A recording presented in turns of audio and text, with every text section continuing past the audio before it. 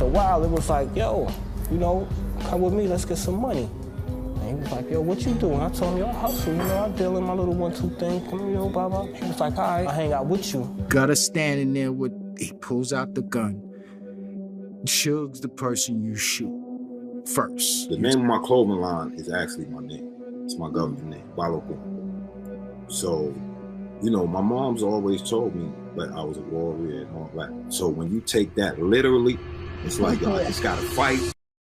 On February 25th, 2001, a man emptied a fully automatic machine gun outside Hot 97's studio in Greenwich Village. 30 rounds from 6 different guns tore through the block in broad daylight. One man took a bullet in the back. The boys are already outside when Kim comes out the building. Capone walks up to Gutter talking about some shit Gutter had said to him in a club or something. Gutter is on some, yo, what up? You got problems with Kim? Niggas start busting their guns. The shooter was Sweef C. Gutta Jackson, the same man who, 5 years earlier, had pulled a gun on Suge Knight and Tupac Shakur at the Soul Train Music Awards. He was raised inside the Wallace household by Biggie's own mother. So how did a kid from Mississippi end up at the center of every major flashpoint in bad boy history? Let's get into it. Sweef Jackson was born in Mississippi. His mother died when he was young. At 15, he moved to Brooklyn, not to family, not to a group home, but to the Clinton Hill apartment of a Jamaican-born schoolteacher named Valletta Wallace. She lived with her only son, Christopher, at 226 St. James Place, between Gates Avenue and Fulton Street. I grew up on Washington between Gates and Fulton. He grew up on St. James between Gates and Fulton, so that's like right around the corner. Ms. Wallace had bought Christopher 2 rap albums in 1984, Run DMC and the Fat Boys' debut, the first records he ever owned. She took Sweef in the same way she did everything else, without hesitation. Sweef met Christopher at an arcade inside a laundromat near the apartment. Biggie was 14. Sweef thought he was older because of his size. The two became inseparable. Along with their friend Roland Oli Young, they spent their days on Fulton Street doing what C. Gutta later called being fake hip-hop analysts, debating who was the best rapper alive. According to C. Gutta, Biggie's answer never changed: Big Daddy Kane.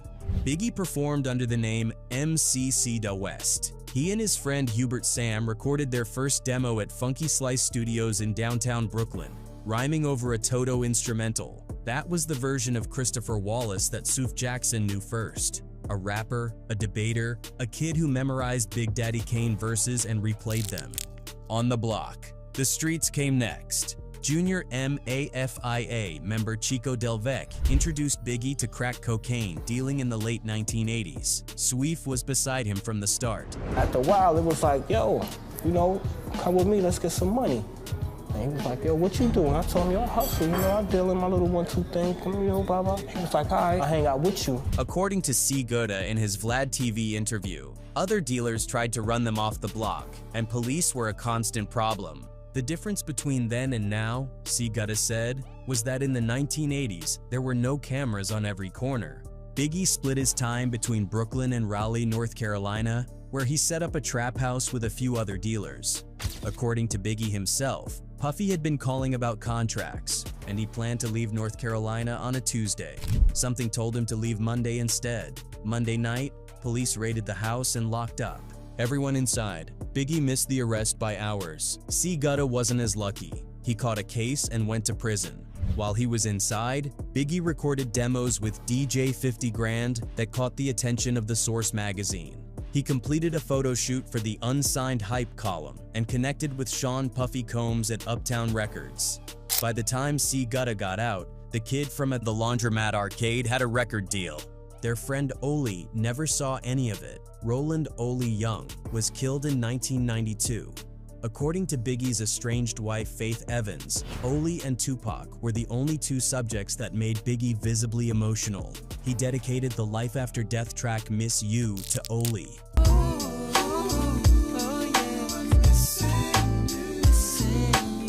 C. Gutta, who had known Oli since they were teenagers on Fulton Street, found out about the murder while sitting in a cell. Junior MAFIA Masters at Finding Intelligent Attitudes, was assembled from 3 separate crews out of Bedford-Stuyvesant: the Sixes, Lil Cease, Bugsy, Capone, Chico, and Nino Brown; the Snakes, cousins Larceny and Trife, and individual members Kleptomaniac, Mr. Bristol, Chico Delvec, and Lil Kim. Biggie built the group and served as its mentor, producer, and ghostwriter. Their debut album, Conspiracy, dropped in 1995 on Big Beat Records. The lead single, Player's Anthem, peaked at number 13 on the Billboard Hot 100 and was certified gold on September 7, 1995. On the MP, what if you see, then I miss you. I blow up spots like little sisters. C. Gutta's role was never behind the mic. He and Damian D-Rock Butler operated as Biggie's enforcers. D-Rock had already taken a gun charge for Biggie in the early 1990s and served time, a fact that cemented his position as one of the few people Biggie trusted completely. D-Rock also carried a camcorder everywhere, filming Biggie on tour buses, in hotels, backstage at concerts. That footage sat in storage for over 2 decades before becoming the backbone of the 2021 Netflix documentary. Sometimes, the crew would watch D-Rock's tapes together and study crowd reactions to figure out which songs to perform next. On the track, What's Beef, from Life After Death, Biggie name-dropped C. Gutta directly, a bar warning his enemies about what his man Gutta would do to their families. The line was extreme.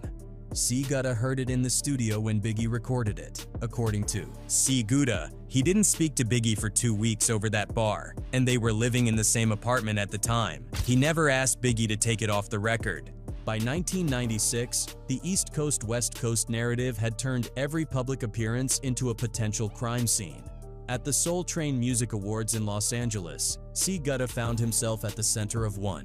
After Biggie won his award, his crew waited outside the venue for their car. According to Lil Cease, Tupac and Suge Knight pulled up in a Hummer, yelling. Security and onlookers separated the two camps. C. Gutta was armed. According to Lance Un Rivera, Biggie's business partner and co-founder of Un Deus Entertainment, he told C. Gutta to shoot Suge first if anything jumped off. Rivera later told Vlad TV he observed Suge was not being as street as he claimed. Gutta standing there he pulls out the gun. Suge's the person you shoot first. You tell him that? Yes. Death Row's head of security, Reggie Wright Jr., told a completely different version.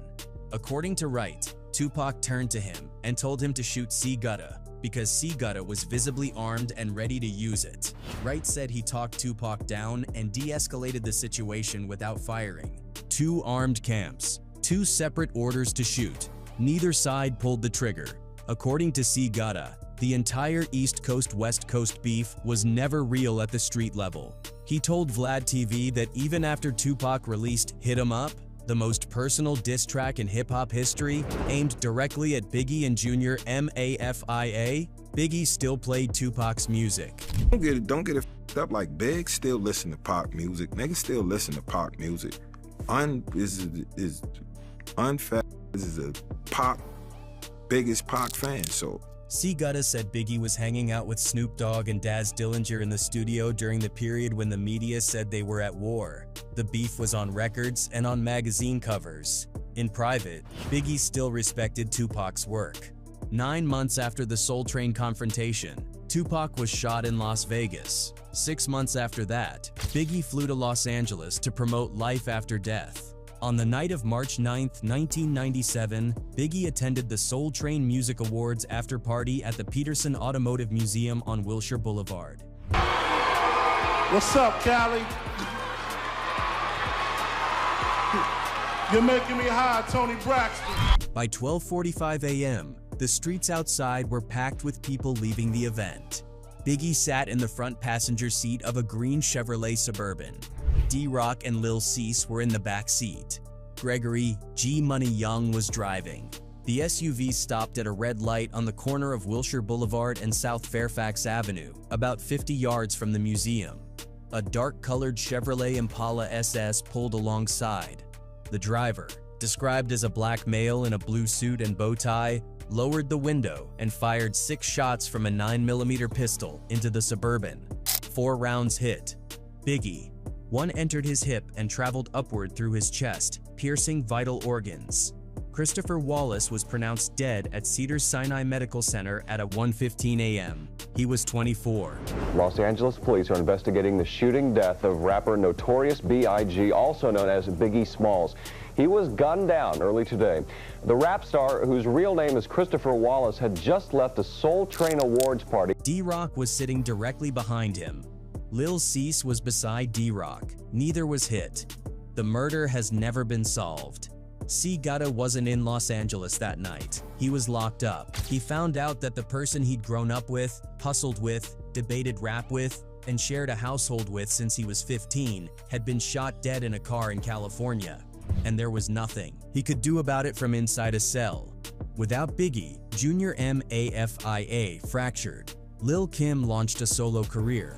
Lil Cease put out solo records. D-Rock moved into management and became Kim's manager. C. Gutta stayed in Kim's orbit too, working as her bodyguard. By 2001, the beef between Lil Kim and Foxy Brown had been building for years. Capone and Noriaga's 2000 album The Reunion featured a track called Bang Bang, with Foxy Brown taking direct shots at Kim. That record moved the rivalry off wax. On February 25, 2001, Lil Kim's entourage was leaving Hot 97's studio at WQHT-FM in Greenwich Village around 3 p.m. At the same time, Capone and his associates were arriving. The two groups crossed paths outside the building. What happened next lasted less than a minute. Approximately 30 rounds were fired from 6 different weapons in broad daylight on a Manhattan street. C. Gutta had brought a fully automatic machine gun across state lines from New Jersey. He fired it approximately 20 times. Efrain Ocasio, 31, affiliated with Capone's crew, took a bullet in the back. Well, according to the reports, they say that you fired at least 20 shots during that time. And this guy named Efrain Ocasio got shot. He admitted himself to St. Vincent's Hospital in Manhattan and was released the next day. At least one round penetrated a nearby apartment building. D-Rock, the same man who had been sitting behind Biggie the night he was killed, the same man who had taken a gun charge for Biggie in the early 90s, the same man who had filmed everything on his camcorder, also fired a handgun during the shootout. He later told the court he fired with the intent of hurting someone. Security camera footage captured Lil Kim present during the shooting before she entered a limousine. From that day forward, Hot 97 banned rappers from recording freestyles at the station. When a federal grand jury convened to investigate the shooting, Lil Kim was called to testify. Under oath, she denied that Damian Butler and Suf Jackson were present at the scene. Prosecutors had the security camera footage showing all 3 of them exiting the building together. Both C. Gutta and D-Rock pleaded guilty to weapons charges. C. Gutta was granted immunity for his courtroom statements and testified at Kim's trial. He confirmed he had known Lil Kim for approximately 10 years and was present with her group during the shooting, directly contradicting her grand jury testimony. On March 17, 2005, Lil Kim was convicted on 3 counts of perjury and 1 count of conspiracy. In the process of the investigation, Lil Kim, I guess, tried to say that she didn't know any of you guys, and in the process, she gets hit with a perjury charge. She was sentenced to 1 year and 1 day in federal prison and fined $50,000. Kim went to prison for lying about the whereabouts of 2 men she'd known since the Junior MAFIA days, the same men who had stood beside Biggie, who had been in the car when he was shot, who had pulled guns at the Soul Train Awards. The loyalty ran in one direction. She protected them, and the tape proved her wrong. On September 23, 2004, U.S. District Judge Gerard Lynch sentenced Suf Jackson to 12 years in federal prison. Jackson was 34 years old. He declined to make any statement before sentencing. Judge Lynch cited Jackson's 5 prior criminal convictions, 3 of them for violent crimes, and the use of a fully automatic weapon on a Manhattan street.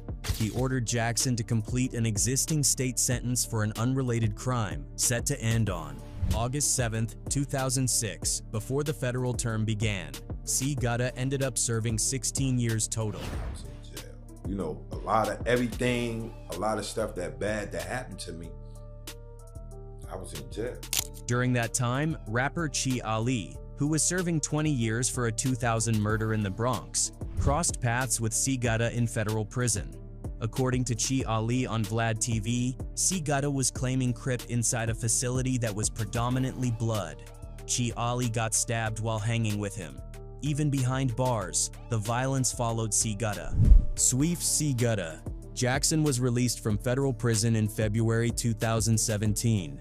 He had gone in during the era of J. Rule and Nelly. He came out to Drake and Migos.